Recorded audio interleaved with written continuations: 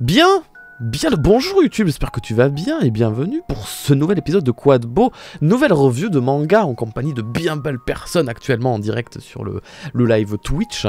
Bonjour, au cas où tu ne le savais pas, à chaque fois que je publie un planning de la semaine, que ce soit sur Discord ou dans l'onglet communauté de YouTube, de ma chaîne de rediff du coup, comme tu peux le voir ici, ça ressemble à ça. Chaque jour de la semaine, je dis quel jour je ferai un manga review, tu vois, c'est écrit au-dessus de mardi, au-dessus de 20h, je fais un manga review. Et là par exemple, il est 20h06 en bas à droite, tu vois, c'est à cette heure-là que je commence. Bref, bonjour YouTube, j'espère que tu vas bien. Nouvelle review de manga cette semaine sur le dernier manga que j'ai lu cette semaine et qui peut-être des gens dans le chat le connaissent et peut-être que d'autres ne le connaissent pas. C'est le principe de la review, faire découvrir, qui s'appelle... alors je vais essayer de l'anglais, il est plus facilement lisible sur le... Ah mais c'est juste que je t'ai pris une mauvaise image. Ah parce que normalement il est censé y avoir... Ah j'ai choisi une mauvaise image sur Google, quelle erreur. 100 bucket list of the dead. Traduit très grossièrement, ma liste, alors c'est ça, ma liste des 100 choses à faire avant de devenir un zombie. Le manga... qui est juste ici, et qui a, on reviendra sur les couvertures juste après, mais qui a quand même des belles couvertures qui pètent, qui sont très jolies, est un manga dans un monde post-apocalyptique, apocalypse, je crois que ça se dit comme ça, avec des zombies. Voilà, première fois que je traite un manga de la sorte, avec des zombies partout. Ça se passe au Japon, et le monde entier est devenu des zombies. Du jour au lendemain, il n'y a pas d'explication, j'ai lu que les deux premiers tomes pour l'instant. Je me suis surpris à voir que j'avais le tome 4 dans ma bibliothèque, mais pas le tome 3, donc du coup j'étais un peu deg quand j'ai fini le tome 2 tout à l'heure. J'avais bien envie de voir la suite pour le coup, parce que je me suis assez accroché au personnage. Nous sommes dans un monde, ou plutôt nous sommes seulement au Japon, parce qu'on sait pas trop le monde extérieur comment ça se passe, où il y a des zombies partout, tout le monde est devenu un zombie. On va suivre l'histoire de ce personnage qui est juste sur la couverture du tome 2, mais aussi sur la couverture du tome 1, sur cette moto, hop là le focus juste à côté de la fille, qui s'appelle Akira, et qui est un employé de bureau, voilà ça commence comme ça le manga, qui est un employé de bureau, et qui vit dans une espèce de société esclavagiste dans laquelle il ne vit que pour le bureau. Lui qui croyait que la société, le monde du travail, ça allait être trop bien, il en rêvait, il voulait tout donner pour devenir le meilleur travailleur, et bien du coup il se rend compte qu'en fait, dans son pays au Japon, ben, quand tu travailles, tu vis pour travailler et tu ne travailles pas pour vivre là-bas, et il a des horaires de fou, il rentre chez lui genre une fois tous les 3 jours juste pour pouvoir se coucher, récupérer, et après il repart au boulot et il dort au boulot directement.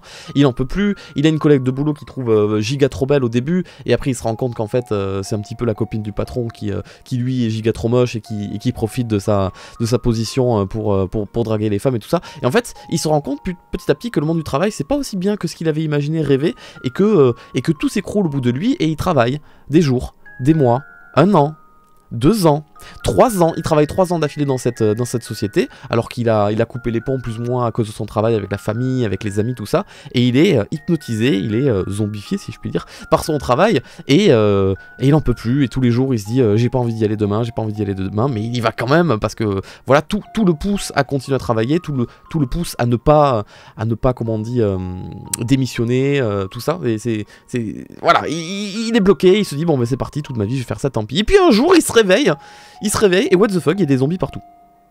Il y a des morts-vivants partout. Le monde entier est devenu mort-vivant. Mais du jour au lendemain, tu sais pas pourquoi. La veille, tout allait bien. Le matin, il se réveille, il voit son concierge, c'est un zombie. Il lui court après. Mais comment? Pourquoi? Il va dans la rue, il y a des zombies partout. Les voitures sont toutes cassées. Et il se dit, mais c'est incroyable! Je vais pouvoir ne pas travailler aujourd'hui! Et c'est la seule chose qu'il arrive à voir de la situation. Le monde entier est détruit, il y a des zombies partout. Et lui, il est heureux parce qu'il se dit, putain, aujourd'hui, je vais pouvoir boire une bière et regarder la télé. Bon, du coup, il a pas de bière chez lui, il va falloir aller en chercher au magasin. La télé, il capte pas, il y a plus d'émissions télé. Il se dit, ah ouais, c'est pas fou quand même ça, ce monde, du coup. Et donc, du coup, on va suivre l'aventure de ce jeune personnage un petit peu pas naïf, parce qu'il est conscient de tout ce qui lui arrive. Et tu te rends compte qu'en fait, dans sa jeunesse, il était un petit peu rugbyman, donc il sait un petit peu se battre et tout. Il est un petit peu dégourdi, tu vois, il escalade un petit peu les bâtiments pour entrer à son appartement qui est au 5e et tout.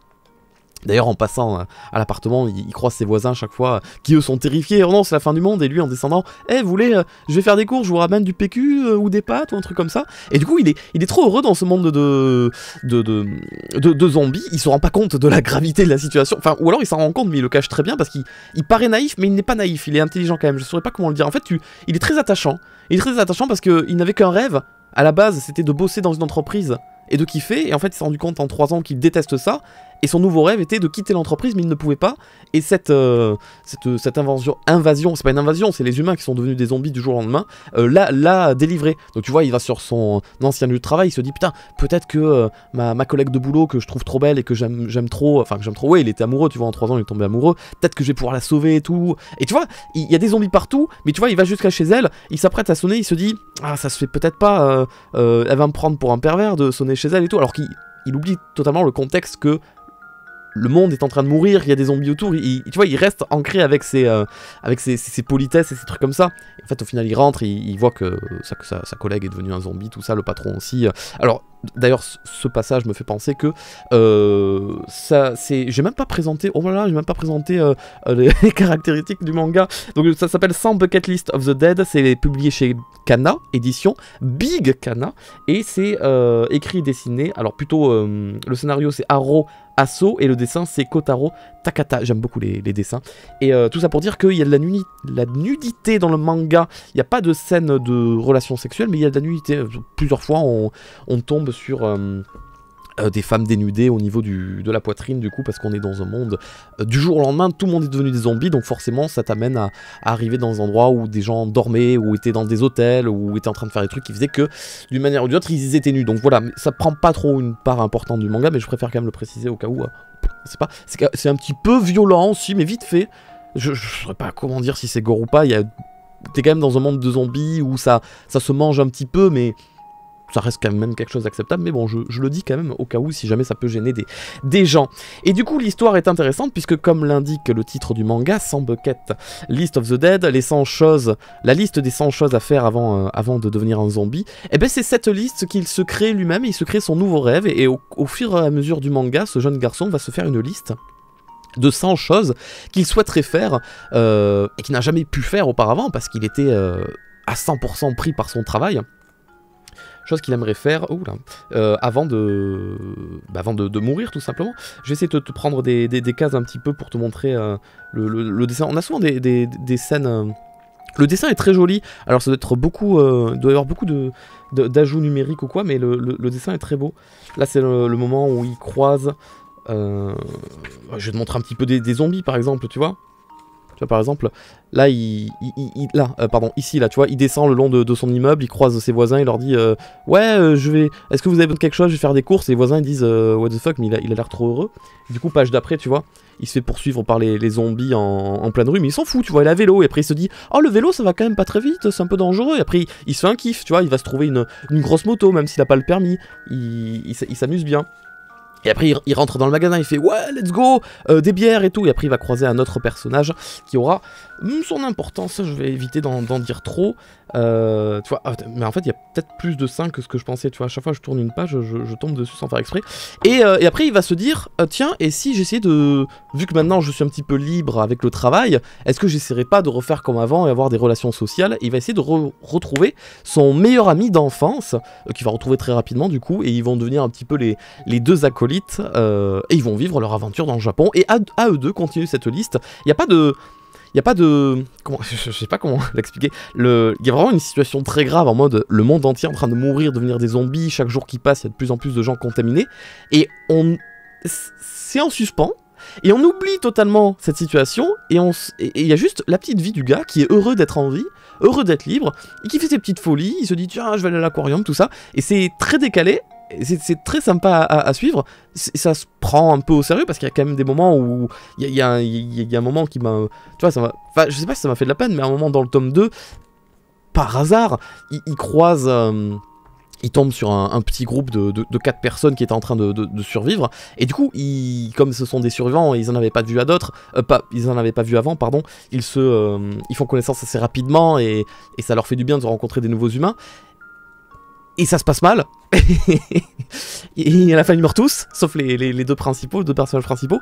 Et à la case d'après, ils sont de retour dans leur appart, en train de jouer à la console et tout, en mode ah c'était pas mal en vrai, on s'est bien marré, ils étaient sympas et tout. Donc c'est vraiment très très décalé pour le coup.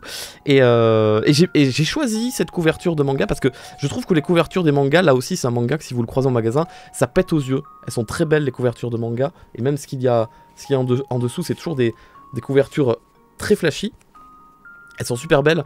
Le tome 3, il est dans le jaune, je dirais. Le tome 4, Enfin, non, elles sont vraiment belles. Si vous les croisez, vous verrez. Et j'ai choisi cette couverture-là parce que c'est un moment de l'histoire qui m'a fait un peu marrer, parce qu'ils étaient dans un aquarium.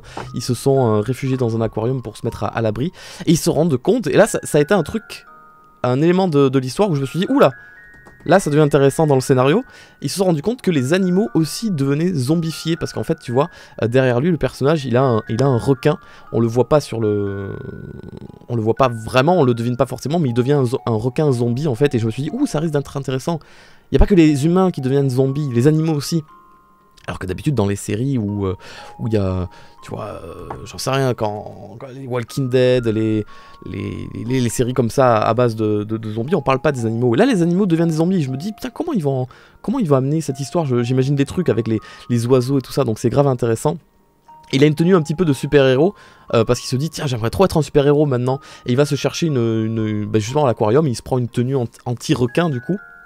Comme ça, les zombies peuvent pas le mordre du coup. Mais ils ont une mâchoire tellement forte que quand il se fait mordre, bah, du coup il se fait broyer le bras, le pauvre. C'est toujours très décalé, c'est toujours il y a une bonne idée. Et en fait, on revient au fait que c'est juste un petit gars un peu paumé. Et ça m'a fait bien rire du coup. Donc voilà, c'était une belle découverte. J'en attendais un peu en voyant les couvertures qui pétaient de ouf. Et je me suis dit, ouais, ça a l'air cool. En vrai, je suis un pigeon, je me suis fait avoir, je me suis dit ça a l'air cool comme tout, j'ai envie de découvrir. Et ben j'ai pas du tout été déçu, et je vais vite aller me chercher le tome 3 pour pouvoir le lire, et vu que j'ai le 4 dans la foulée, je vais tout me lire. C'était très cool, j'aime bien, assez marrant, voilà, assez bon enfant, bien que ça se passe dans un monde en mode tout le monde meurt, et qu'il y a de la nullité quand même, je le redis au cas où, mais c'est très cool. Voilà, j'ai passé un très bon moment, et je vous spoil, désolé, apparemment je vous ai spoilé, je suis navré. Est-ce qu'il y a que 4 tomes en tout? Je sais pas. Oui, je crois qu'à l'heure actuelle, il n'y a que 4 tomes qui sont sortis en France, ou peut-être que je me trompe, il y en a peut-être un 5ème qui est sorti, mais là-dessus, je suis pas sûr à 100%. Voilà, rediffusion terminée, je prends ma souris et je coupe. Merci YouTube, à plus.